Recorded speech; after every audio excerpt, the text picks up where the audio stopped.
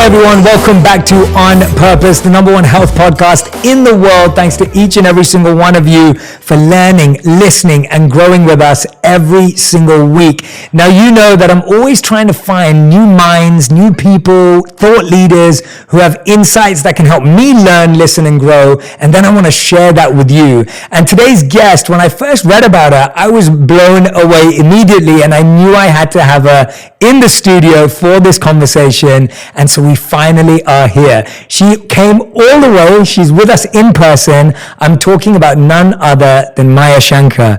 Now, for those of you that don't know, she's the Senior Director of Behavioral Economics at Google and is the creator, host, and executive producer of the podcast, A Slight Change of Plans, where she interviews fascinating guests that I can't wait to talk to her about. She previously served as a senior advisor in the Obama White House, where she founded and served as chair of the White House's behavioral science team, a team of scientists tasked with improving public policy using research insights from human behavior. Maya, thank you so much for being here.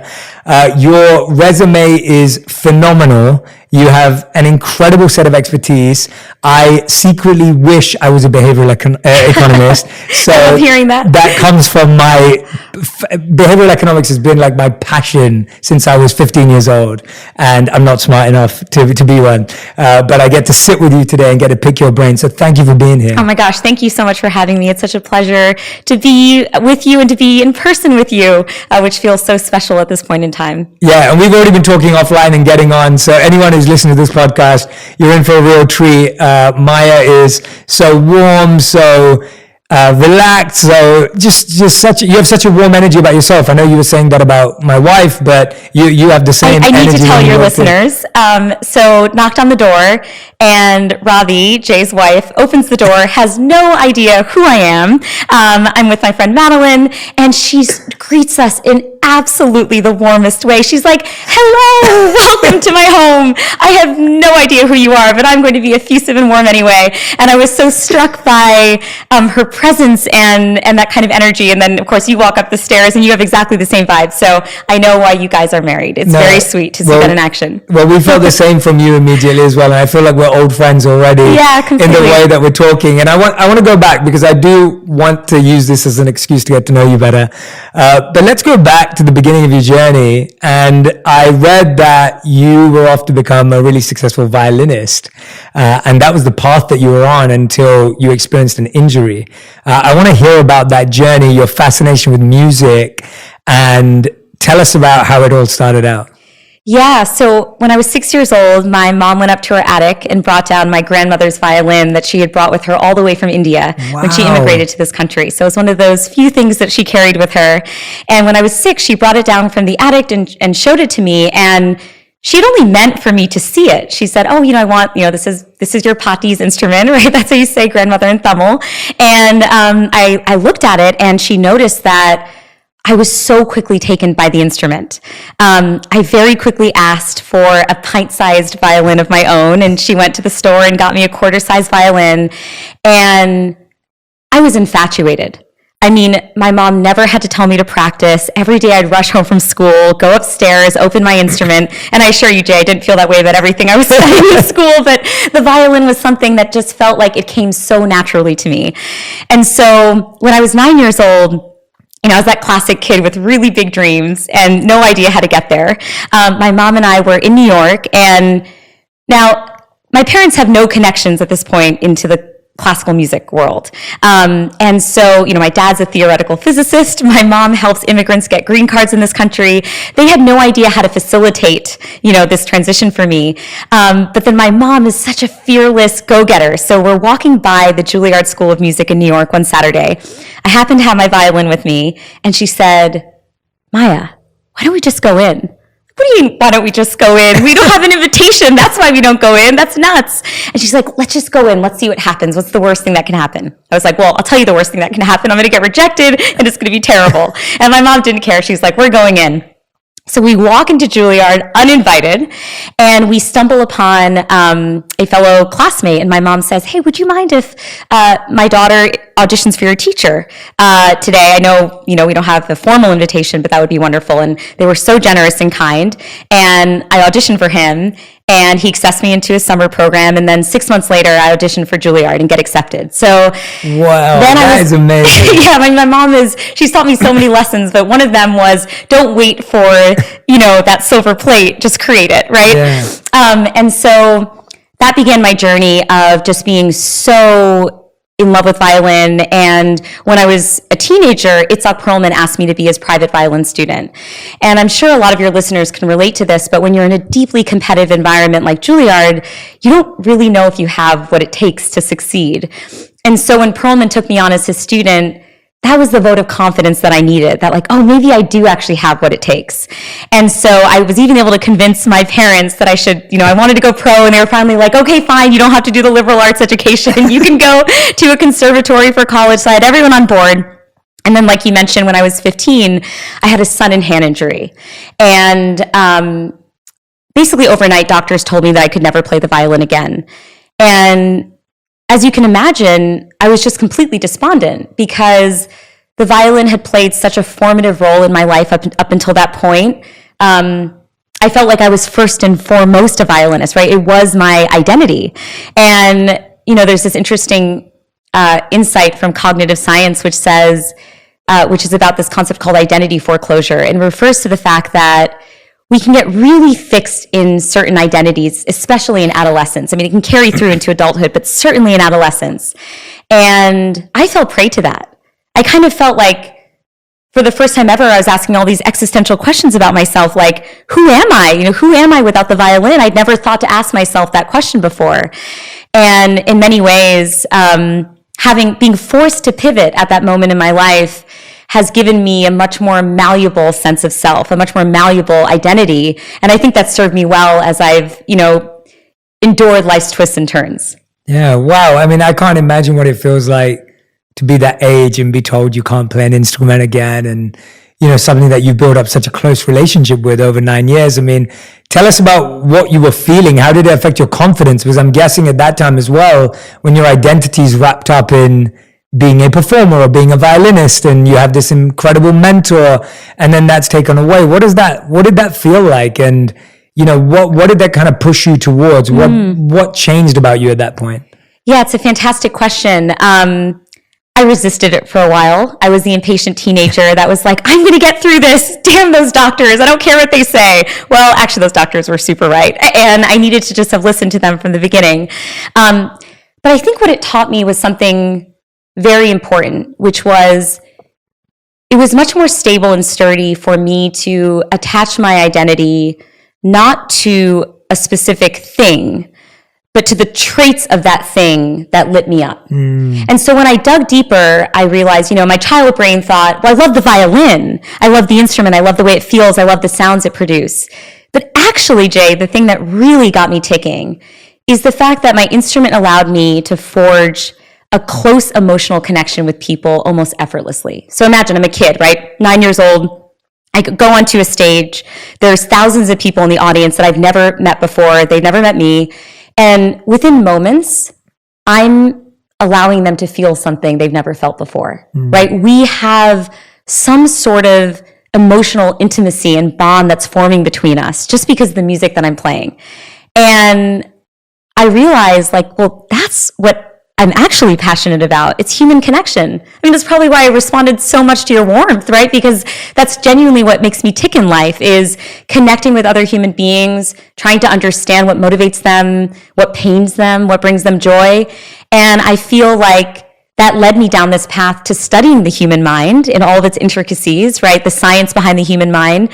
And in many ways, it led me to this new podcast I've been creating, A Slight Change of Plans, where I have this license now to go into a room and interview people like Hillary Clinton and Tiffany Haddish and others and say, hey, Hillary, apropos of nothing, what is your biggest insecurity? What's the hardest moment of your life? You can cut through all the pleasantries and just really dig deep. And I think when I look over the course of my life, that is the common thread. It's this deep desire to emotionally connect with those around me. And I've just tried to find that in other pursuits. And for those listening, I feel like if you're going through a hard time where you're being forced to pivot, try to identify what features or traits of things that you like, and then try to engage in an exploration to figure out where else they might exist in other domains. Yeah, I'm so glad you raised that point. I think that's so powerful. Like, we get so obsessed with activities and identity shaped around activities, and it's not about activities. It's about the aspects, the subtle things, the role you get to play, the relationship you have with that thing that makes a difference. I often say to people, like, people think like your purpose is to be a speaker or your purpose is to be a podcaster. And it's like, well, none of those are a purpose. They are vehicles and they are platforms and they're modes of sharing a message, but the purpose is the reason why you do it and your intention and what you put into it. And I think we all get so lost with like, well, what's the activity that I want to do? Exactly. So I love how you broke that down and simplified that. But you also gave me a few good questions to ask you now based on what you've been asking other people. So I'm going to be using them on you. I was going in that direction. I wanted to know, since then, what do you think is the most difficult experience you've personally gone through since then? So that was obviously a big thing at 15, 16. What since then has been probably the biggest personal challenge that you feel you've been faced with?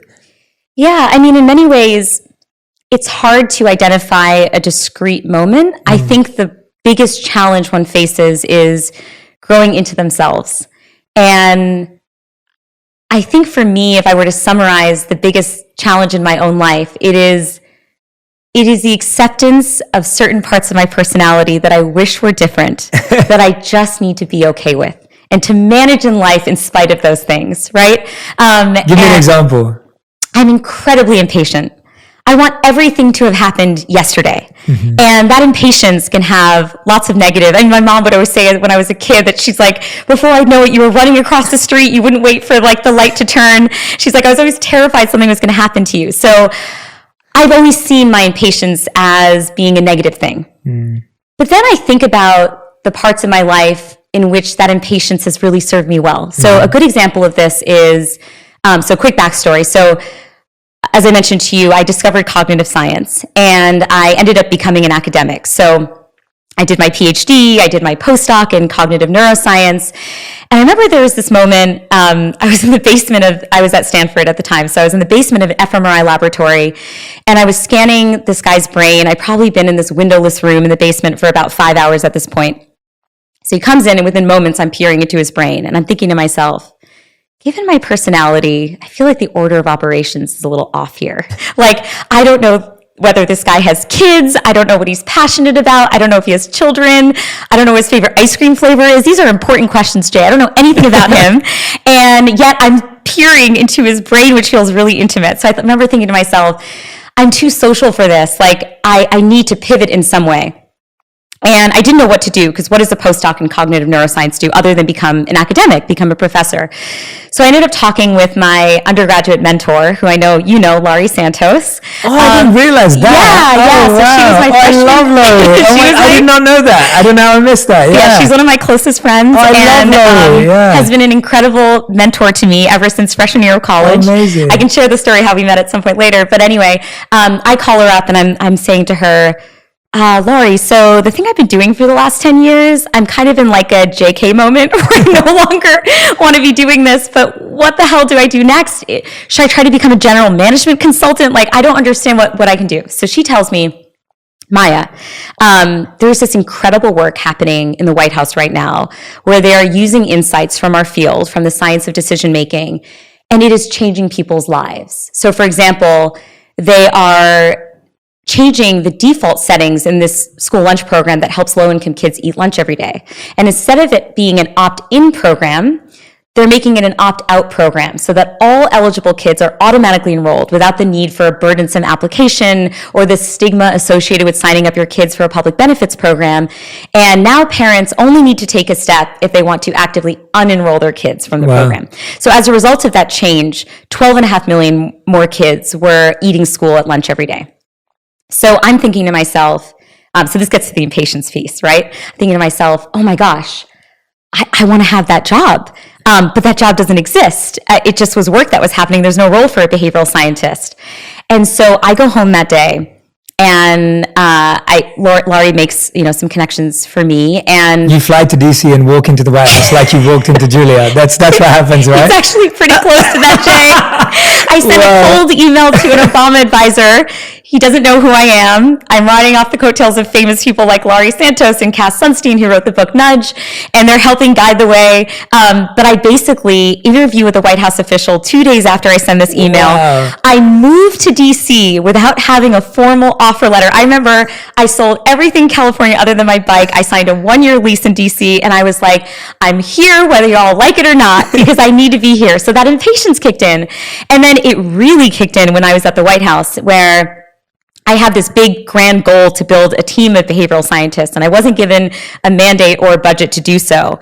And that impatient personality really helped me thrive there, where I refused to take no for an answer. I pushed people every day. I was like, every day matters in this administration. And look, we had no idea what was coming next. But even from that vantage point, every day mattered so much. And so I feel like accepting the parts of myself that I haven't always liked, and trying to figure out if there are silver linings to those traits. Like my husband and I will often do this, even in our relationship, right? Where I'll be like, Jimmy, you're being too much of a people pleaser. Like, you need to just say no to the person. And he'll remind me, he'll be like, Maya, the fact that I can be a people pleaser sometimes does make me a very loving husband. I am very kind. I'm like, oh, you are really kind and loving. You're so right. And so I think my husband, Jimmy, has helped me. If we can do that with each other, remind each other that traits are complicated and complex, and they have pros and cons, and we should give ourselves the same we should constantly remind ourselves. And he was teaching me by role modeling it with himself.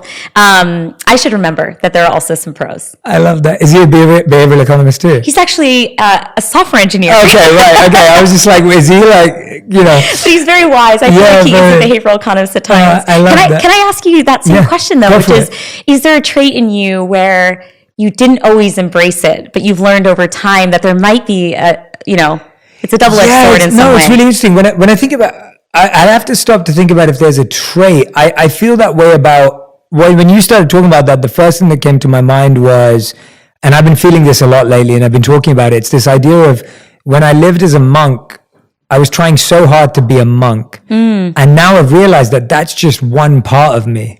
I love being a messenger through media. I love being a thinker. I love being a content creator. I love being so much more than that. Yeah. And that's such a big part of my identity. It still is a massive part of my life. It's the foundation of who I am, but it's not all of me. Mm-hmm. I'm an entrepreneur. I'm a married man, and I love being married. And I love being an entrepreneur, and I love strategy and marketing, and I love all these things, which you wouldn't think a monk likes all those things. And so it took me a lot of time to kind of unravel what that identity was, where I saw myself for such a long part of my life, or such a deep part of my life, as a monk. And now to realize that's a part of me and not all of me. Yeah. And I think so I'm trying to think of a trait to give you a more specific answer. I think I've always been pretty self-assured, and so I think I've turned stuff probably earlier than people would, and either that's my illusion or delusion, and I'm okay with that. But I'd say that intensity, I always talk about intensity as one of my traits. I'm a very intense person. If I'm focused, I'm very laser focused. And that causes a lot of issues because I can have tunnel vision. I can be completely dedicated and obsessed with something and not care about everything else for that time. But I've also realized that's what helps me learn and grow quicker and accelerate and move forward. And so I actually think if you look at every one of your traits, you're right, you'll find a pro and a con for every trait we have. Exactly. And you have to, I think we have to learn how to use them in a way that helps us serve ourselves and serve others, as opposed to use them in a way that forces other people to have to change. And I think that's the part that I'm becoming more and more conscious of as a trait, is the trait of being extremely focused on something shouldn't stop you from being aware of other people's feelings. And I think if I can get that subtlety right, then I'm going to win. Yeah. But if I don't have that subtlety, I've worked with so many clients that that's exactly the subtlety they didn't have. And then that led to destruction of their families, their marriage, their personal lives, or whatever it may have been, in the pursuit of greatness in a certain regard. Does that make sense? It does make sense. And it's making me think too, as I'm listening to you share this with me, I think, well, of course you should embrace that, Jay. That's what makes you so special and unique and rare. And of course there's a silver lining. Like, look at your life, look at the positive impact you've had on so many.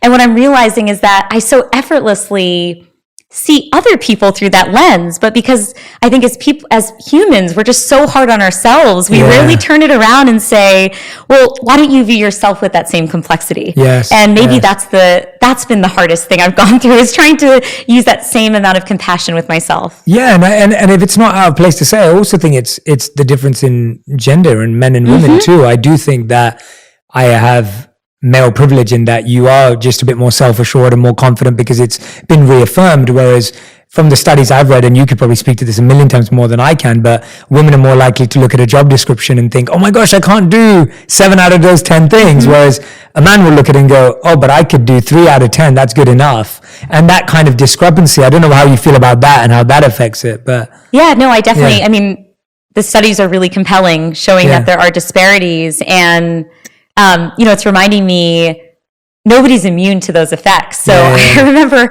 for my podcast, A Slight Change of Plans, I had the honor of interviewing Hillary Clinton.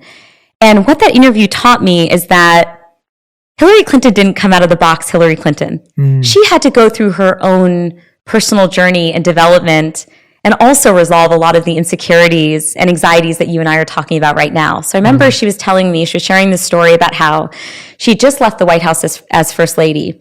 And she'd always been tethered to her husband's identity, right? That had been the role that she had played. And she was very productive in that role, but it wasn't her role. And she so fervently believed that women should run for offices and be in leadership positions and be in power. So she was motivating all these people around her to do that. And one day she was at an event promoting women in sports. And this basketball player leaned down and whispered into her ear, "Dare to compete, Mrs. Clinton, dare to compete." And she said she was astonished in that moment because no one had said it to her like that, but she realized suddenly, maybe I'm too afraid to do the thing that I've been asking everybody else to do. Maybe I don't think I'm good enough. Maybe I don't know if I have what it takes and if people will like me and if I have the right presence for politics. And that was so powerful to hear from someone like her. Wow, even Hillary at times felt this. And then to see where she's come from there, I mean, talk about inspiring, right? She was able to overcome all of that and go on to accomplish incredible things. And I think that experience showed me that we all have this kind of, I mean, it sounds so cliche, but it's so true. It's like we all have some degree of self-doubt. And it's just a matter of finding ways to manage that and learning from other people's experiences. Absolutely. I want to backtrack a bit to, first of all, having South Asian parents and being encouraged to play the violin and go to Juilliard, and then like just your whole journey. I'm fascinated by your parents. Sound amazing.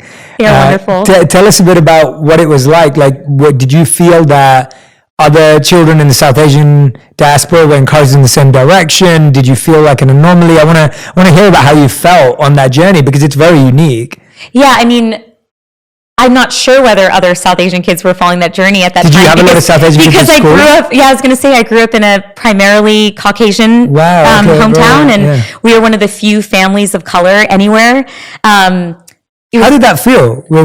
Tell me a bit about that, because I think that the South Asian experience in England is very different than the South Asian experience in the US. So I'm intrigued. I think I was so eager to assimilate.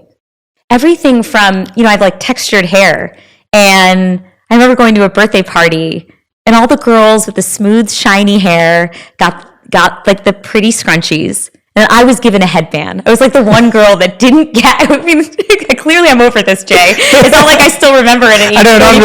I'm laughing. That's the worst. No, totally. But it's like these small things. I just so desperately wanted to be like the girls that I saw at school. And, my dad remembers when I'd write all these stories as a kid, I wouldn't use Indian names for my characters. It was always Catherine and Lindsay and Katie and, and so, it took me a long time to really feel comfortable in my skin. And I think one thing that actually helped me on that front is, well, one, I'm one of 4 kids. So I always felt a huge sense of tribalism. Like, it's my family against the world, you know? And my parents were always deeply proud of being Indian. And I loved that. I mean, especially looking back, you know, it's like, my mom is a brilliant chef. She made us amazing meals. At the time, I was like, we should just get pizza. And now I'm like, oh my God, I had gourmet food in my home growing up. Yeah. How could I not have appreciated it? So they were fiercely proud of being Indian. And while I rejected it as a child, I think I grew into it. And then, you know, now I'm fiercely proud to be Indian. And it's funny, one of the jobs that I had right before grad school was working at Sesame Street. And I worked on the Indian version of the show. No way! And yeah, there's an Indian version. And what I love about Sesame Street, Jay, a lot of people don't know this, is that it changes young children's minds in ways that families can embrace. So, for example, this was back in the day, I don't know how the show's evolved, but in the South African version, the main Muppet character is HIV positive. She's always taking her medications on time. It's reducing the stigma around HIV. Wow. And then in Israel, the main Muppets, one is an Arab Muslim and one's an Israeli Jew, and they're best friends, and they both love hummus, and they bond in all these ways. And in the Indian version, the main character, Chunky, is always wearing her backpack. She's committed to going to school. It's all about, you know, young girls thriving in school. Wow. And so what I did was I worked to domesticate the Indian version of the show so that families in the United States could have it, so that young kids growing up could feel the sense of pride that I wish I had felt as a youngster, but only came later. Yeah. So they could grow up hearing languages like Hindi in their homes and grow up seeing young kids, young Muppets, eating Indian food, eating with their hands, you know? And so... yeah, I mean, it was a very interesting experience for my parents to come here. And, you know, my older 3 siblings got a lot of exposure to Tamil, our mother tongue. By the time I came around, you know, they were like, oh, I think the kids should just assimilate. You know, like, no, we're all just figuring this out for ourselves. But I did spend my graduate years in England. I did my DPhil. And it did feel like the South Asian experience was very different there. So I don't know if anything I've shared resonates or doesn't resonate with your experience. Yeah, no, I think a lot of it does actually. Like the idea of, I think in your early years to kind of be embarrassed or shy or unconfident about your Indian experience. So like when my mom would make me an Indian lunch to take to school, like I would eat it in the corner and hope that no one could smell it or whatever. And now I feel the same as you do. My mom made amazing food, and you know, you're right, we had gourmet meals at home. And I was, when you were saying that, all I was thinking was dosa, and I'm a massive fan. And so I was, you know, but the idea of just like starting to understand the value of that culture and then showing it out. But I love what you were sharing about Sesame Street. I had no idea. So I wish I had that to watch too. I didn't have any of that to watch when I was growing up. So I can imagine the impact of that. Tell us about, you know, you've been studying human behavior. That's your fascination. It's your deep passion. You've done it at the highest levels and are doing it at the highest levels. What's something that you've learned through that about human behavior that scares you about humans? Like what's something that's kind of like difficult or uncomfortable as a researcher to come across, and then you're trying to figure out or reconcile how to hopefully aid it or cure it or help? That's a fascinating question. I've never been asked that before. And it's such an important one to ask because we have to be honest about the human condition and human nature.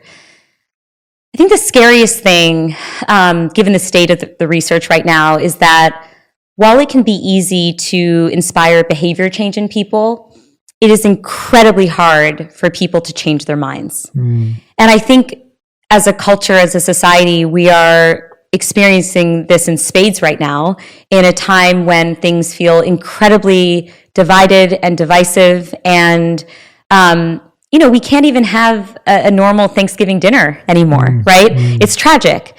What I've learned is that, you know, we know that people can disagree even on empirical matters, right? Like, is climate change real? Or is the coronavirus real? Or does gun control reform actually reduce gun deaths? And it's tempting for people who have a more empirical mind to think, oh, well, I'll just give them more facts. This is just the result of an information gap, right? I can easily fill the gap just by showing them the data, showing them the evidence. But we know from research that this is missing a huge part of the puzzle. And the piece that's missing is people do not generate their attitudes and beliefs just based on facts. They generate their attitudes and beliefs about the world in part based on their membership to different groups and the values those groups hold. And so there's this really interesting study. It's actually from the 50s, and it involved controversial referee calls during a football game. And they had people who were fans of opposing teams watch this footage of these controversial calls.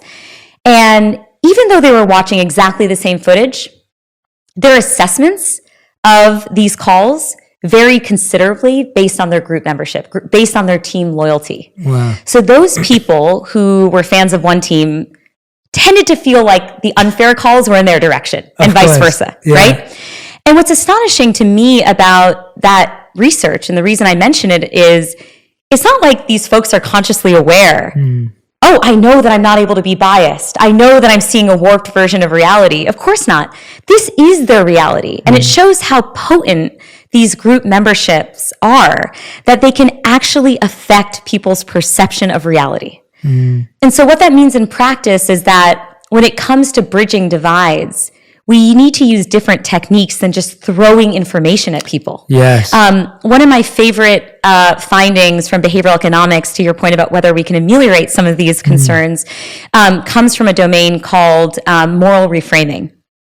And it's research that shows that it's much more effective to hold people's values as fixed and present an argument or present a position in ways that affirm those values rather than threaten them. So for example, if you are trying to convince a conservative to care more about the environment, you might frame it as caring about the environment means preserving our nature's beauty, our natural beauty, right? It is patriotic to care about the environment. If you're talking with a liberal, you might focus on the fact that investing in climate change reform can actually help elevate those with socioeconomically underprivileged status, right? It can help them thrive. And so in both cases, it's the same policy objective. You're trying to get people to care about the climate, but you are taking into account what their existing value systems are. So if they don't feel that in agreeing with you, they're threatening their tribal membership. And that helps me build a lot of empathy for people right now, because let's take the coronavirus, right? It's so easy to think, it's just a mask, is just a damn piece of cloth. Like, just wear one already. I promise you it'll make you safe. But when you look at it through the lens of psychology, through cognitive science, you realize wearing a mask for a person can carry huge symbolic significance. And it could potentially threaten the relationships in their life that they hold most sacred. And so when you have that in mind, I just think in general, I think studying the human mind is the greatest empathy builder that exists out there, because the minute you uncover why it is that a person has a particular belief, then there's an element of understanding that allows you to approach the person differently, and for them to approach you differently potentially, and for you to try to meet halfway, you know? I couldn't agree more. That was a beautiful answer, by the way. And you know, as scary as it is, you are right that the study of the human mind is potentially the only antidote, because then you start to see how you're caught in your own trap yourself. And I think that's the hardest part. As you're saying with those fans, they couldn't see that they were being really biased, or, you know, that they were getting lost on one side because of their affiliation. And they just couldn't see that. And not being able to see that, not being able to step back and be an observer and take the home jersey off, take the away jersey off, and just be the referee yourself. And that's almost like we need referee vision. Like, you need to be able to see the game as hopefully an unbiased referee would, to be able to truly make the right calls. And so, go on. I completely agree with that. And I also think the wonderful thing about being in my field is that it is serving up solutions and is giving us tactics that we can use in our day-to-day life when we converse with those we disagree with. So I was talking about this with Adam Grant, who I had on my podcast recently. I love Adam, huge fan. He's wonderful. And I was talking about how I had interviewed Daryl Davis for my podcast. And Daryl Davis is a black jazz musician who was approached by a member of the Ku Klux Klan when he was performing at a bar one night. And the guy at the bar said, "Hey, I love your music, man. It's incredible." And then Daryl finds out that this man is from the Klan. And And he starts to ask himself a series of questions like, how is it that these people can hate me without even knowing me?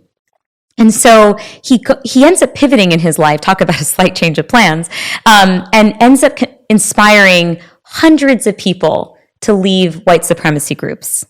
And it's an astonishing story of how someone who has every card stacked against them, even in terms of personal safety, having these conversations, conducting these interviews with members of the Klan, could find a way to penetrate their minds and ultimately get them to make one of the greatest leaps we can see in terms of mindset change, which is going from believing in absolute vitriol to turning their backs on the Klan. Yeah. And what I loved about my interview with him, Jay, is that so much of what he was sharing is corroborated by the science. So we know when it comes to changing people's minds, certain tactics are very effective. You want to show genuine curiosity for why that person has their beliefs. You want to increase your question to statement ratio. So you're asking them, well, how did you arrive, at this belief in the first place? And what evidence would in theory change your mind? What would you have to learn in order to think differently about this? And one reason I love that question is that it presupposes that they ought to be willing to change their mind in the face of evidence, which is not something we can always take for granted. And then there's other techniques like you try to affirm that you're not questioning their morals. You're not questioning their values or their humanity over the course of the conversation. You're just simply trying to understand why it is that they believe in something. And then I think the most powerful one, and this is something Daryl shared with me, is he doesn't like to say that he changed people's minds. He likes to say that he inspired them to change their own minds. And the science there corroborates that beautiful, poignant statement, which is you want to recruit their own sense of agency. You want to make them feel that it was them who decided to change their minds. You arm them with new perspectives, with information, with your own personal story, but let them wrestle with all that. And then the sturdiness of a mindset change that a person themselves inspires is far greater than trying to impose a set of beliefs on someone. Yeah, I couldn't agree more. I often find that when we're presenting something to someone and they're not taking up to it, we think it's because of their weakness. When often it's our weakness in the presentation, right? It's like if something's not been clearly articulated or presented to someone or in a way they can digest it, they may not remember it and they may not understand it, but the responsibility of that falls so much more on those of us that feel we know and are sharing this new way or alternative path. And I found that so much so in, in the work I do when I'm working with people on, which effectively is changing their behavior. And very early on, a lot of people would ask me, like, don't you get frustrated when someone doesn't start meditating after you've been telling them about meditation, whatever it may be? And I'm just like, I don't, because I know how long it took me to start meditating. So it's safe to tell you now that I don't meditate, even though I know I should. Totally. That's awesome, because I know you're going to be empathetic. No, exactly. Because it's just, first of all, I know how long it took me. Second of all, I know how hard it is. And I've seen this research on people's minds, and I haven't done it, but I've seen it and read it. And I can also just recognize that I still haven't said something that lets the penny drop for them, right? Like I there's somewhere where I need to go. And usually what I found is it's not what I say or even what I do, it's an experience they need to have. And that's kind of the question I've always been asking is what experience has this person not had yet that will help them change their mind? Because if they have that experience, then that's theirs. Kind of what you're saying, like then that's theirs to keep. But if their experience is only through what I tell them, then that's not their experience, it's my experience. And so for me, it's always been about creating and facilitating experiences and experiments for people to help them get their own research and data and their own conclusion, rather than saying or doing anything. And so I'm always fascinated by how you can use experiments and experiences to help people have a newfound solution that they didn't even comprehend before. Yeah, I love the way that you just said it. That's my experience, not theirs. And it reminds me, one of the women that I interviewed for A Slight Change of Plans, her name is Megan Phelps Roper, and she grew up in the Westboro Baptist Church. I don't know if you're familiar with this church, but it is the Southern Poverty Law Center, I think refers to them as the most rabid hate group in America. So they are homophobic, anti-Semitic. Basically, they hate everybody who's not a member of the church. And they do abhorrent things like show up at gay military funerals. They wanted to protest the Sandy Hook shooting. I mean, it's horrible. And Megan grew up in this church. Her grandfather was the founder, and she was absolutely indoctrinated. I mean, she was steeped in the ideology from a very, very young age, and she grew up to become one of their most ardent vocal advocates for the church. And people ended up engaging with her on Twitter, actually, in this very compassionate way that you and I have been talking about, where they tried to just help her understand that maybe there were a few holes here and there. That's how they very slow process, and they would reaffirm her humanity, and they would just point out some inconsistencies, like the moral reframing stuff that I was saying. But they wouldn't say, Megan, what you believe is batshit crazy. They would say, actually, there's a few issues here and there. And what she says, so she ended up leaving the church in her mid-20s, which meant leaving her family behind and leaving basically everything she ever believed to be true behind. And I asked her this question, right? I said, how do you think about your family, right? And the fact that they haven't left. Like, what gives you hope? How do you think about your former self, And she said, I don't try to detach myself from my former self, even though I disagree 1,000,000% with what that former self was like, because I can then feel close to the person that I was, and the person that I was someone who was persuaded by absolutely terrible ideas, and then one day saw the light. And that gives me hope that if my family experiences the same thing that I experienced, if people treat them in exactly the way they treated me, maybe there's hope for them too. So it's exactly what you just described, where she knows, I'm not able to just tell them that this is wrong, but I'm hopeful because I saw that journey in myself. I am a convert. And so I believe that if I can just set up the right environments for them to get that kind of exposure, they could potentially leave too. Yeah, it's that idea of like, people don't have a remote control that has the fast forward button on life. So you can't see the future implications of your current action. Yeah. And you can see it around you, but it never feels it never feels like it's about you. And so I the reason why it resonates so strongly with me is because, and we spoke about this a bit earlier before offline, but I was someone who experimented with a lot of drugs when I was young, but I never got addicted, obsessed, or never really got into doing something for a long period of time. And the only reason why that happened is I met one of my friend's aunts who was an addict, and I saw her have a fit in front of me. And it was such a traumatic experience where we thought she was going to die, and she didn't, thankfully. We called the ambulance and everything else. But it was such a traumatic live event of seeing someone who was an addict to a particular substance to then go through that in front of us as young men, and for me to go, okay, I'm never messing around with this stuff ever again. And it was like an experience. And it's the same way I think about what you were saying earlier, that facts don't work. Like, we know every cigarette pack has the label, and it's never worked. That doesn't stop people. But when someone loses someone in their life, or when someone hears about someone getting an unfortunate diagnosis because of one of their habits, it starts to change their mind. Tell me about something that we talked about, traits that you've started to see both sides of. Do you think that works for everything, or have there been certain behavioral changes you've made in your life that you felt just had to be transformations for you? So I think for me, exercise has been the thing that I've really had to introduce behavioral changes around, because I've seen, I almost don't do it for fitness reasons, Jay. I do it for my mind. And it is so powerful for my mind. Like the days that I work out versus the days that I don't feel totally different to me. And I've actually used some behavioral change insights to motivate me to exercise. So I'll share one of those with you. Yeah. It's an insight that was generated by my friend, Katie Milkman, who's a professor who studies change. And it's called temptation bundling. And the logic behind this is to pair up an undesirable activity with a desirable activity. And you're only allowed to do the desirable activity if it accompanies the undesirable one. Wow. So one of my favorite things in life is to discover a new pop song, okay? I'm into all of it, like, of course, Taylor Swift.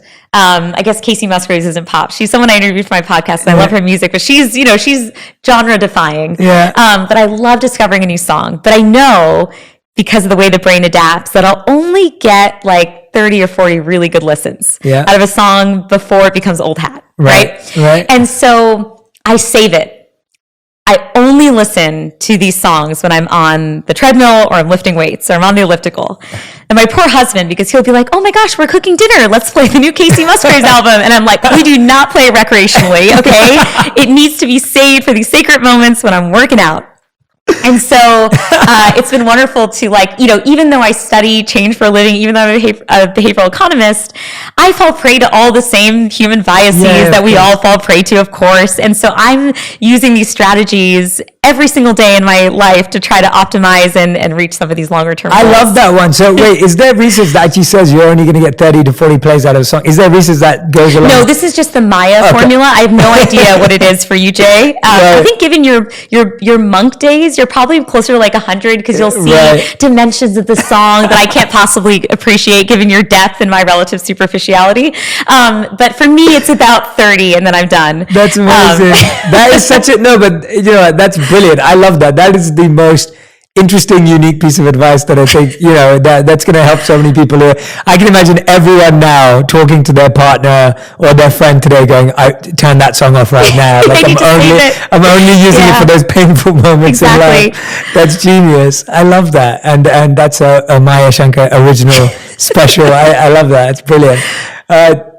Tell us a bit about what you're doing on a day-to-day basis. I find, like, you know, you have this role at Google and you're studying human behavior on a day-to-day basis. I find there's two questions here. The first question is, tell me what you do on a day-to-day basis. What's fascinating about it? Because I have no idea what you do on a day-to-day basis. The more interesting question for you probably will be the second one, which is, what is an area that you think behavioral economists haven't really uncovered or understood yet? Because so when I've read books about behavioral science or behavioral economists, it's been about the relationship between money and human behavior, the relationships between everything from lying and stealing in human behavior through to, you know, about the different character traits or the idea of giving and service in human behavior. But I'm wondering, what's an area that you're fascinated to uncover and you think we're just scratching the surface on, we don't actually know a lot about? Yeah, I love that question. I think one area, and this is actually something I was also talking about with Katie Milkman, is how durable some of these behavioral change insights are. Yes, such a good question. It's so hard because behavior change that's a one-time thing, like the decision to sign up for retirement or get your COVID vaccine or remember to call your mom on her birthday, that's maybe a once a year type of commitment or maybe a once in a lifetime type of commitment. And then you're done. And from a public policy perspective, we become excellent at this. So I remember when I was working in the Obama White House, I was able to work on a lot of these nudges where you shift just one thing and then the person's life potentially is changed forever. So I talked to you about the school lunch program, right? You make that one change and now millions of kids are getting lunch at school every day. Or I worked with military service members in order to help them get enrolled in retirement savings plans. And again, that's like a one-time decision and then they're done. The ones that are much harder are the day-to-day behaviors where we have to build these habits over time and sustain those habits over time. And we just haven't cracked the nut fully on how to encourage long-term behavior change on the things we value most. And that's because we're human, Jay, right? We're fallible. We fall prey to temptation left and right. I mean, it's just very, very hard to be a highly disciplined person, right? That's probably one of the reasons why you recommend to everyone that they meditate, because that can help with sustained behavior change. But it would be wonderful to see additional innovations within that space. Yeah, I love hearing you say that, because I've found that, at least through my own mechanisms and work, I've kind of found like a trifecta that gets closest. And the challenge is that a lot of behavioral change, as you said, is not around anything that is consistent. And so for the three levers that I've found that, at least in my work, that really do help people, are coaching, consistency, and community, that have a massive impact on people. And we built a program 3 years ago now that was centered around these three areas. And through our research and studies, we've been able to see how people have become happier, more successful, more financially free through the program. And of course, we're dealing with thousands of people, not millions of people in that program. But it's it's phenomenal to see how those three things together, coaching, consistency, and community, are so powerful. Like coaching gives you that insight and advice. Consistency is the one I think is ignored in everything. It's like you said, you do that one nudge and that doesn't create a cascading, life-changing effect. And so that consistency of weekly check-ins, and then finally the community aspect of having a group of people that you're doing it with has been so powerful. But yeah, tell me what you're doing on a day-to-day basis and what you're discovering and learning. I think the consistency piece that you just mentioned is really interesting. And there's one potentially powerful antidote for this that comes out of behavioral economics research, and that's called the fresh start effect. And it's the idea that when we have these really big life changes, these big milestones, like we move to another town, or we buy a home for the first time, or we get married, or we have kids, or we take a new job, those moments in time can serve as breaks from our past and all the habits that we used to have. In many ways, we can take on a new identity in this new role. And what research shows is that people are far more effective at introducing a new kind of consistency or sustained behavior change when their surroundings are physically different. They don't have some of the same cues and reminders every day that might inspire them to, eat the chocolate cake versus the fruit salad, and their commute to work is different. So now maybe they're going to walk versus take their car. And so I do believe in the power of fresh starts, and you don't necessarily have to wait for a major milestone. Sundays can serve as fresh starts. Like certainly January 1st can serve as a fresh start.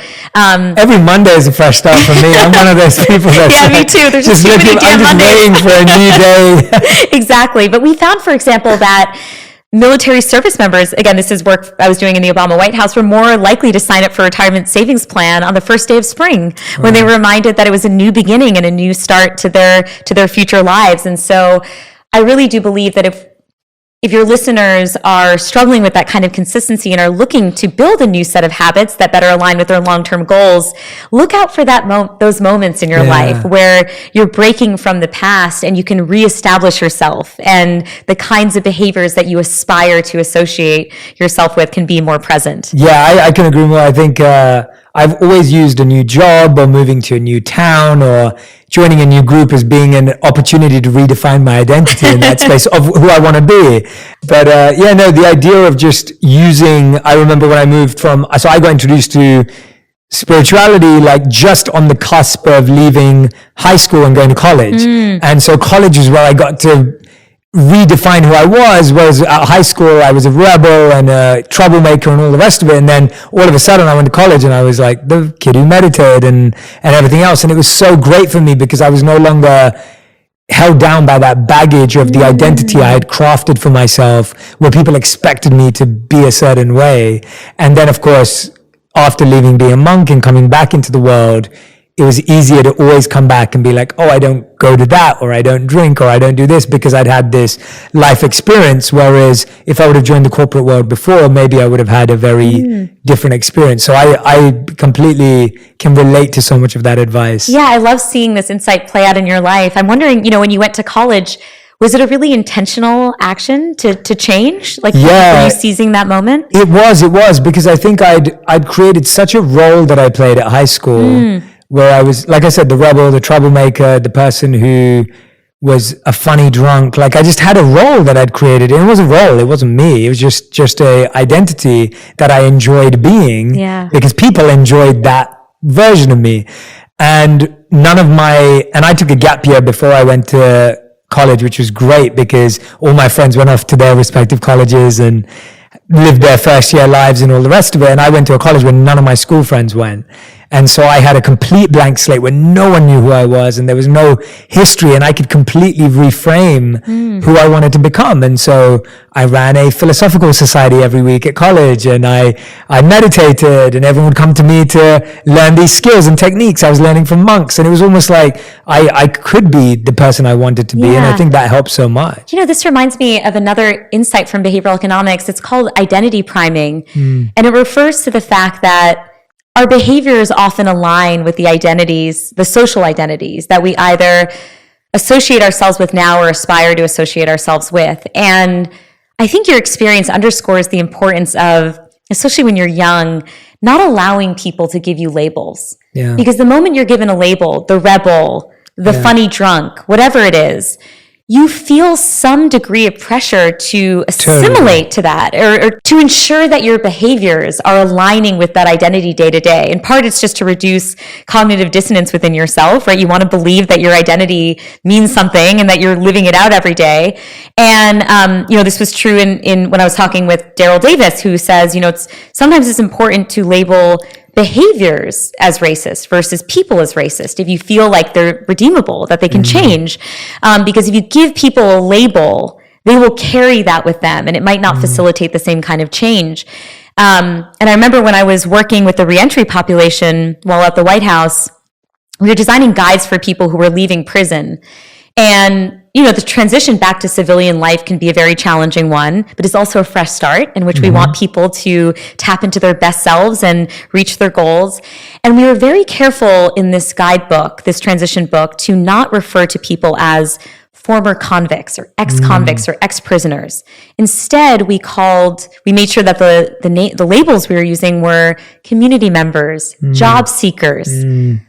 Those kinds of labels are forward-looking, can allow people to use those identities. So yeah, it's just your personal experience transitioning from high school to college allows me to see how important it is that we don't let others label us, and we also don't label ourselves. Yeah, yeah. And I love that how simple, even when you were describing that, just hearing those words changes how you view that person, even for the new people that are going to get to meet them. And I think so many of us are carrying around old labels and old baggage and old identities that we don't want to be anymore. I think I meet so many people who are like, Jay, I don't want to be this person anymore, but all my friends think I'm this person. And so I love the idea of, at least starting to test who we want to be in new phases of our life and new places of our life. You've mentioned the podcast throughout the conversation, with these amazing conversations that you're having. Tell me about why you decided to start a podcast and why you called it A Slight Change of Plans. Because I love the title, but I want to know the reason for why you did that. Yeah. I think it was in part inspired by my personal experience with change, losing the violin at a young age and asking myself all these existential questions about identity. It's in part inspired by my role as a cognitive scientist, right? Someone who studies the mind, and I was eager to marry, these two, the narrative storytelling part of my life with the cognitive science part of my life. But the catalyst for this happened in 2020, and I was feeling really overwhelmed by the pace of change that was happening around me, and I know everybody was. It was this collective moment in the world where we all so acutely felt a loss of control. We realized how much of an illusion control is, and it was easy to feel intimidated. That would be the best word I could use to describe my state of mind. As someone who loves planning and likes knowing how things are going to end out, and then also seeing all the tragedy around me and the racial upheaval, like it was just a very, very hard time. And then I tried to put on my cognitive science hat, and what I realized is, while the specifics of what 2020 threw our way was absolutely unprecedented, our human ability to navigate change is not. In many ways, our minds are built for change. And that's really important for us to recognize, because as a human civilization, we've done this rodeo many times before, this change thing. But there's no textbook out there with answers. It's not like in the throes of a huge life change, you can go to your textbook and open it up to page 90 and be like, yes, here's the path that I should take.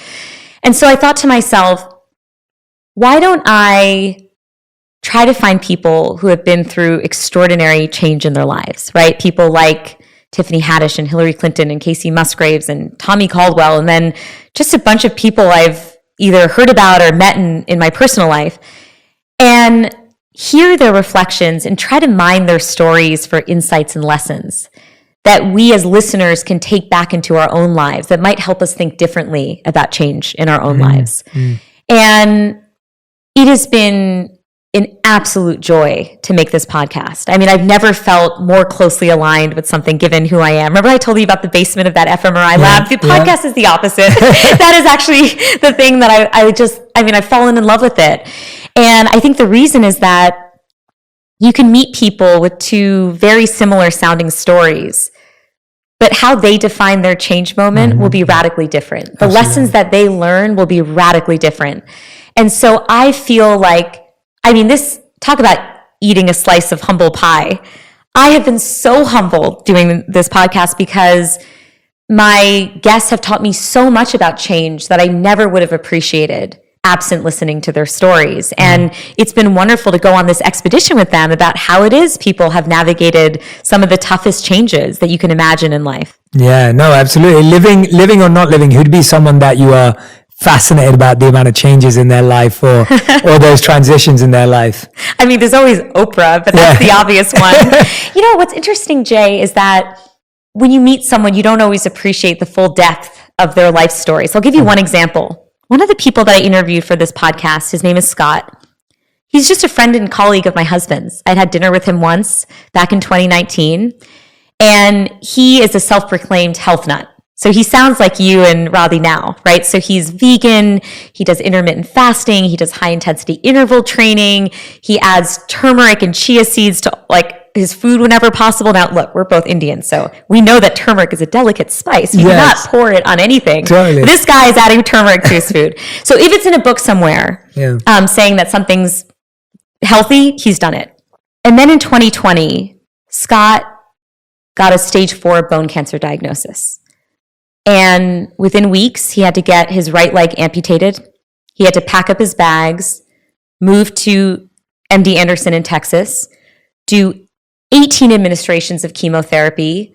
He also had to get a vertebra removed from his spine, and I think his tibia was removed from his other leg. Scott's worst nightmare came true. He had literally spent his entire adult life trying to avoid this outcome. Wow. Now I talked to him, and I'm interviewing him for this podcast, and he's telling me he's in the throes of it all when I'm interviewing him. He actually just finished up his treatment yesterday. He says to me, you know, Maya, my worst nightmare came true, but I'm sitting here in my backyard sipping a cup of coffee, and I'm realizing the emotional thermostat has prevailed. I am more or less as happy as I was before the diagnosis. Mm-hmm. Sure, the bad moments are worse. I'll give you that. Nausea is intense. The pain is terrible. I have moments of fear, but the good moments are just as good. And he said, if I had known that I would respond this way psychologically, I would never have been as fearful of cancer as I had been in the first place. Mm. That's so stirring to me. And those are the kinds of insights that I carry with me, you know, because they give me hope and they make me understand just how resilient we are as people. Not everybody has Scott's story. You know, I'm not sure I would respond in that way, but he didn't think that he would respond in that way. Mm. And so I love it when a guy I just had dinner once, you know, I can have this kind of conversation with, and he teaches me, he gives me so much wisdom. Yeah. And another thing he shared with me is he said, you know, I put so much emphasis, my identity was so intricately entwined with my fitness up until this point. Like, I was smart, fit Scott. Like, those are the two labels, you know? He's like a Harvard grad and all that stuff. And he said, this whole experience is allowing me to see that maybe these traits that I saw as so core to my identity are more negotiable than I thought. He used the word negotiable, and I love that. He goes, yeah, maybe I can't do a handstand, but like, I'm still Scott at the end of the day. And the final lesson that I learned, well, I learned so many lessons. One of the final lessons I learned from Scott's interview was he said, you know, I would be ashamed if my body deteriorated and my personality also got worse. So I'm going to use this to become a better person. Yeah. And to me, that was a testament to the fact that, this is a trait I see across all my guests, is we are natural storytellers in our hearts. You know, no matter what your spiritual or non-spiritual beliefs, it is just human nature to try to find meaning and silver linings in adversity and change, to almost justify the randomness of it all. And hearing Scott be so intentional about that growth and saying, look, I need to just make the best of it. I love that. And I think that's such a powerful story. So maybe to your earlier question, I think my dream guest is someone who just teaches me something new, helps me see the world through a different vantage point. You know, they don't have to be someone I've already heard of. I just love seeing the world through different lenses. Yeah, absolutely. I think that's a beautiful answer. And I'm so glad you shared that journey. I just, on Saturday, I got the news that my best friend who was almost like my brother, who was a monk. He just passed away after suffering with colon cancer for 4 years, but it spread far beyond his colon. It was everywhere. I'm so sorry to hear and that. so he I don't know how many cycles of chemo he had, like 30 or something like that. And it was just every time they'd feel it's gone away, it had gone somewhere else. And I got to speak to him on the phone about 3 days before he passed away, and I didn't know. Obviously, you never know. Yeah. And I got a message from one of the senior monks who was with him and said, "Oh, we're just talking about you and we're thinking about you." And so I called him straight away, and it was like he'd gone to London for his treatment. It was like 11:40 p.m. in London and 3:40 p.m. here. So I called him up, and I got to be on FaceTime with him, and he was like completely emaciated, like hunched over. But he was smiling, like he just had this massive smile on his face. And he was like that throughout his whole cancer journey. And I could tell that this was the worst I'd ever seen him, because up until every time I'd seen him, because he was taking treatment, he looked normal, as in not normal, that's the wrong word, but he looked his usual self. This was the first time I'd seen him completely, emaciated and in bed. And he was just smiling away, and we were joking around, and we were both telling each other stories and memories, and he'd lost his voice, so he could only like really whisper. And the senior monk knows us both, so he was kind of helping speak for him and translate for him and add for him. And it was just remarkable to me to see someone at the end of their life be so blissful. Yeah. And all I could see was bliss. That when I spoke at his memorial yesterday, it was the most blissful memorial I was on Zoom, of course, everyone was there in person in England, but it was the most blissful memorial I've ever been to, because that was him. Yeah. And that's, from what you're saying about Scott, it sounds like a very similar energy of how to deal with this. And, while he was at cancer, he was leading charity initiatives to raise funds for cancer, raise awareness for cancer. He was organizing meditation retreats for cancer patients that were struggling with him, so that they could all grow together, because that's what he was doing. So he was extending his practices out to them. Yeah. And he just lived with so much purpose in the last 4 years, and so much service in the last 4 years. And yeah, that kind of mind is just unbelievable and phenomenal. Like you said, he's not famous. He doesn't have followers. No one knows who he is. Yeah. He's not having impacts on millions of people's lives, but everyone who knew him would say that he changed their life. Yeah, what an honor to have been his best friend. Yeah, wow. I was very lucky to, he was kind enough to be my best bud for a few years. But anyway, when you talk about Scott, I love that answer, because I think it's so true that there are just so many people in the world who are going through enormously difficult things, and hearing their stories gives us so much faith.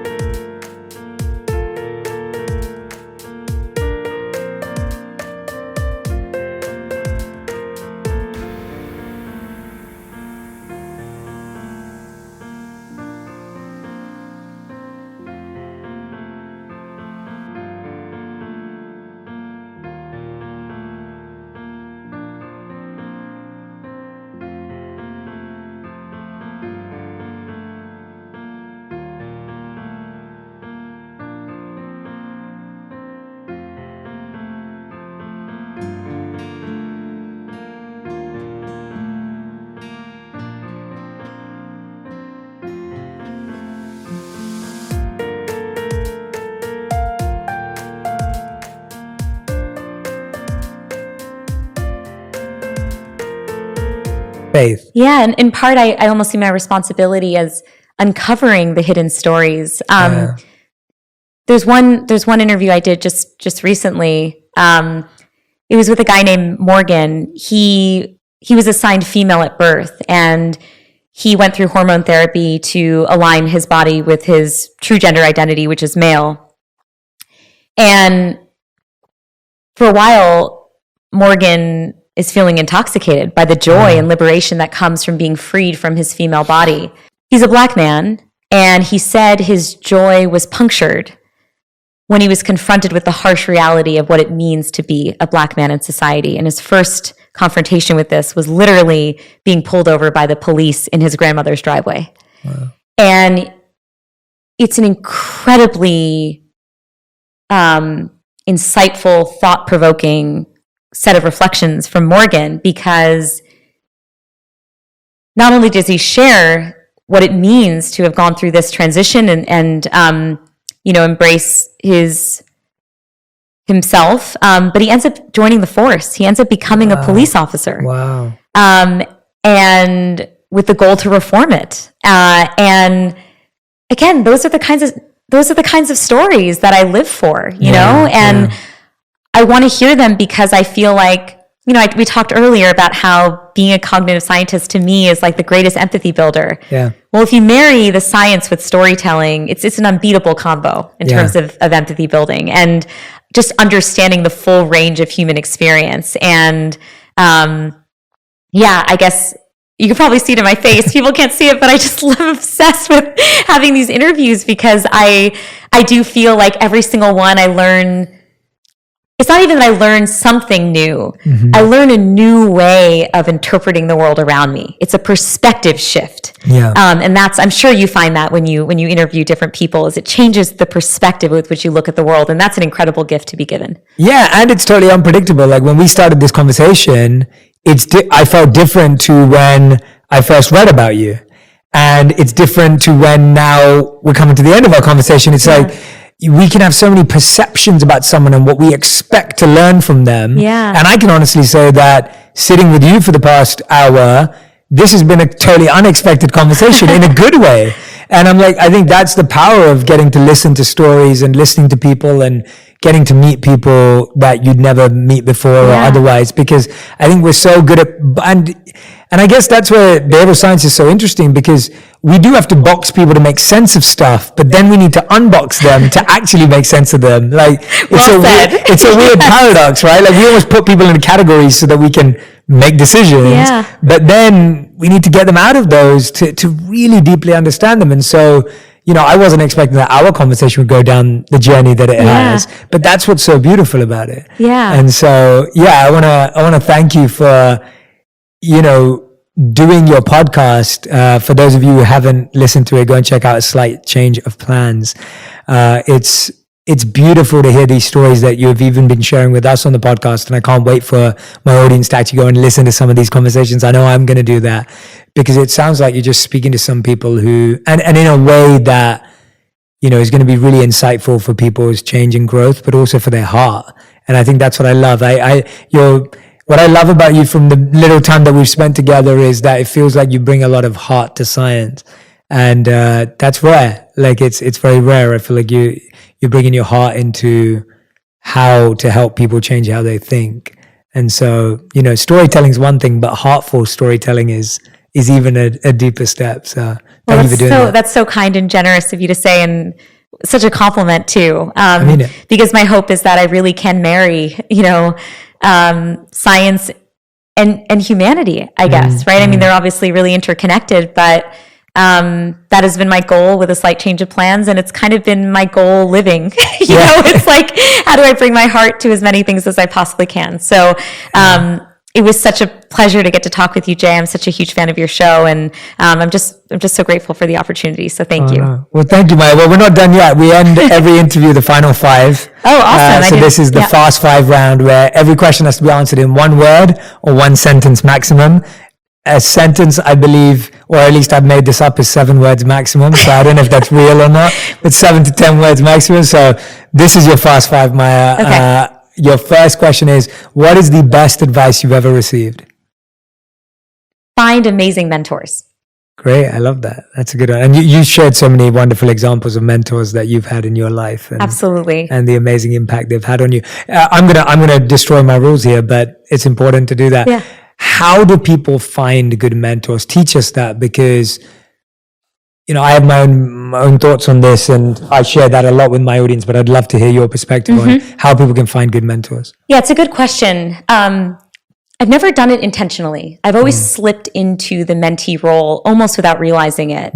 But my mentors have played a profound role in my life. And the way that it happened, in case this is helpful to folks, is I'm always searching for people that I admire and whose life I would love to lead. Yeah.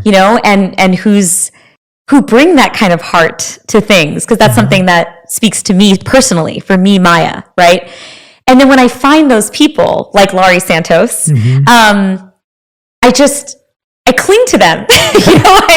I say, oh, Laurie, like, in addition to you mentoring me, can I work in your lab? Can we get coffee? Can you actually be my lifelong friend? And I think as I've gotten older, one way to do that more effectively is I've just always, everyone has different philosophies on this, but I've always blurred the line between colleague and friend. Yeah.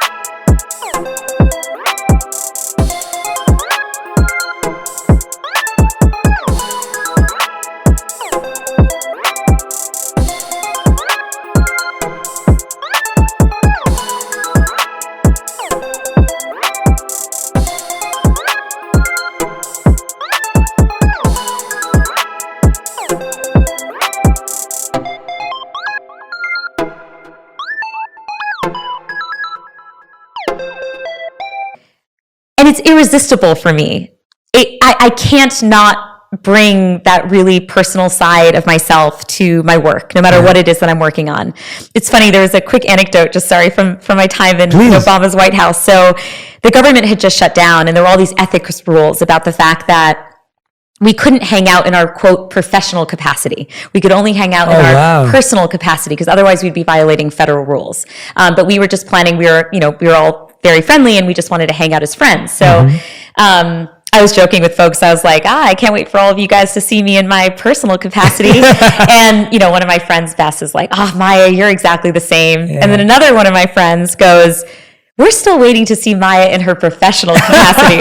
So I think that says everything, which is I blur that line, and I think what ends up happening is I just naturally end up becoming friends with the people I admire. Yeah. And then I find that they have been just wonderful mentors. Yeah. But it's always been, I know this might be unsatisfying for listeners to be like, why did it have to be an organic process for you, Maya? I want the 1, 2, 3 checklist. No. I think that's kind of the only way for it to feel genuine. You really want to be friends with them because you're genuinely curious about the way they think and the way that they live. Yeah, I love that. And I love that that's your authentic, genuine way that it's happened. That's beautiful. I think one of the most amazing things for me is that I genuinely believe you can be mentored by people you've never met.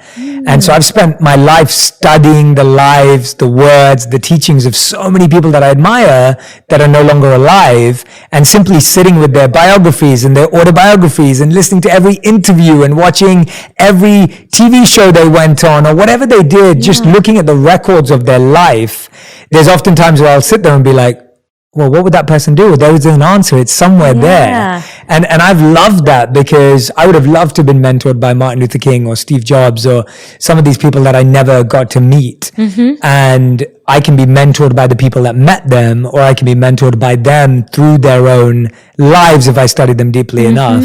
And of course, I agree with you that I'd say any mentors that I've had in reality have not been calculated decisions. I agree with you. It's always been very natural. So I love that. You actually reminded me of something. I'm totally going off here, but anyway, your fast five has changed. You reminded me of something. You asked me that question about what trait has changed, and you said something there that actually triggered something. You said asking people to be my lifelong friend. So I've always been very much wore my heart on my sleeve kind of person. I've always been that way because my mom raised me that way, and I always was honest with people. And often often when you're like that as a teenager, it's not a strength. It's seen as a weakness, like you're weird or you're strange or you're needy or you're desperate or whatever it may be. And I never let go of it because I realized I would rather say what I really want to say to someone and then let it be whatever the result is versus not tell them the truth and then realize we could have been best friends. And so till this day, I've got some of my closest friends in my life who, when I got to know them, the first thing I said to them was like, I really want to be friends with you. As a 30-year-old man. Oh my gosh, I love that bonding. I do the same thing. I think it takes people aback that I'm like, look, I may as well just be straightforward. You can say no. Totally. I do this all the time. And I'm so okay with someone saying no. And actually, I feel like I'm getting a much more honest take on like whether this is going anywhere. And now I'm not living in the woulda, coulda, shoulda, whatever. I'm living in, okay, well, it didn't work, and that's cool. Yeah. And I'm so much more happier with that sense of closure. And now we're talking about relationships, but it's like, I'm so much happier with having honest, transparent conversations rather than this idea in my head that, so anyway, that was the trait I think that I've learned to really see as a strength and not see as a weakness. And, so I think I have something very similar, which is I used to see my openness maybe as weakness or something like that, because I am so open with the people in my life that I love, even about just my affections for them, right? Like I'll probably be writing you like a long email after this being like, Jay, you're so amazing. And it's all heartfelt. And I sometimes felt like, wow, you're so open. Yeah. And it was so interesting. I was at a wedding this weekend, and I was talking with one of my cousins. She was like, wow, Maya, you really ask these like deep questions of people. And my sister-in-law weighed in and she said, but Maya always gives you her full self in return. Yeah. She gives you that depth back. And I thought that was such a lovely thing to say, because I do feel like in reinterpreting that openness as a weakness, I've seen it as, well, actually, it's amazing to be able to share so much of yourself with someone else and hope that they can return that in whatever capacity they're comfortable sharing themselves. Totally. I love that. I'm going to make that now the second question I ask you. What do you think is a wonderful question to ask someone to evoke a connection and create a relationship with someone? If you had your favorite question to ask in an interview, or your favorite question to learn about someone, we're on the second question. So you can totally. 7 words. Okay. Yeah. What have you changed your mind about? Oh, I love that. And then that. if I had 9 words, I think that was 7. I'm not sure. And why? Okay. Beautiful. All right. Yep. Third question. What have you changed your mind about and why? Sounds a little bit meta, but it's totally true. I've changed my mind about why it is people believe the things they do. And that's been in studying the science of why it is that people believe the things they do. And I've always felt, this hits on some of the themes we talked about earlier, that if we can fully understand why, then we can generate the how. How do we change their minds given that, if we think it's important for them to change their minds? And what is the why usually? Where's that come? Where do you think you see the patterns of why people think the way they do? If there are any at all. Yeah, I think it relates a lot to the Daryl Davis story, and it relates a lot to what I was sharing about tribal membership, which is at the end of the day, I think one of our most primal human instincts is we want to feel like we belong to something that's bigger than ourselves, to a community, a group, something that validates us and where we feel an implicit sense that values are shared, that there's commonality. And understanding that, I mean, it sounds so simple. Oh, of course, some of my beliefs would be informed by my group membership. But if you really think about it, that does run counter to a lot of people's intuition about how it is that we generate our beliefs. And so I feel like once you understand that it's this human desire to belong, you can then tailor make better solutions that don't feel aggressive or confrontational or threatening in any way. I love that. Beautiful. All right. Question number 4. What's the first thing you do in the morning and the last thing you do before you go to bed? Brush my teeth. So boring. But I do. Totally fine. It's needed. It is needed. You all need to brush your teeth. Huge fan of, hygiene. Yeah. You have great teeth. So you brush your teeth. Yeah.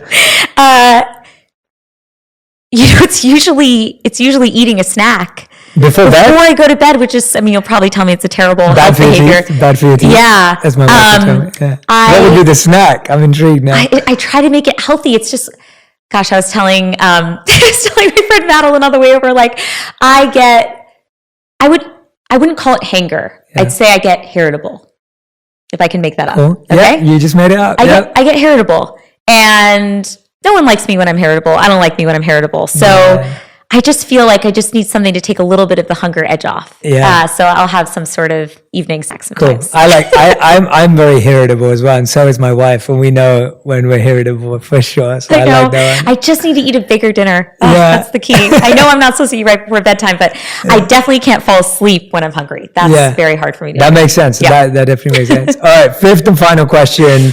And seeing as you worked in public policy, I think this will be fun. If you could create one law that everyone in the world had to follow, what would it be?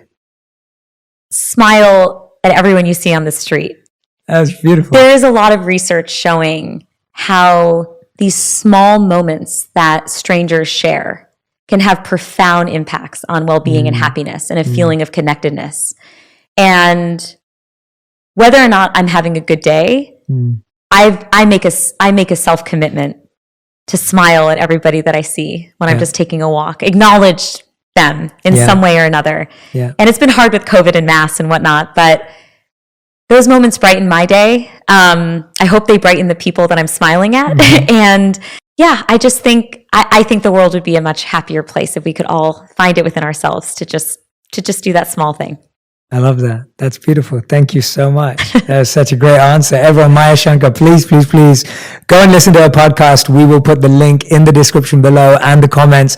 Maya, it's been such a joy sitting with you. Honestly, I could talk to you for hours and hours, and I really do hope we get to spend a lot more time together. Me too. And thank you so much, it's been such a wonderful connection. This conversation has gone in so many new different directions that I know we haven't even started uncovering, but I'm really, really excited to get to know you more and excited for my audience to connect with you more as well. So thank you so much. And everyone who's been listening or watching, wherever you are, make sure that you tag us both on Instagram to let us know your biggest insights, takeaways, any of the stories or studies that stood out to you. And please leave a review as well. And let me know that you heard this podcast specifically and how it moved you. Thank you so much, everyone, for listening and watching. And Maya, thank you so much.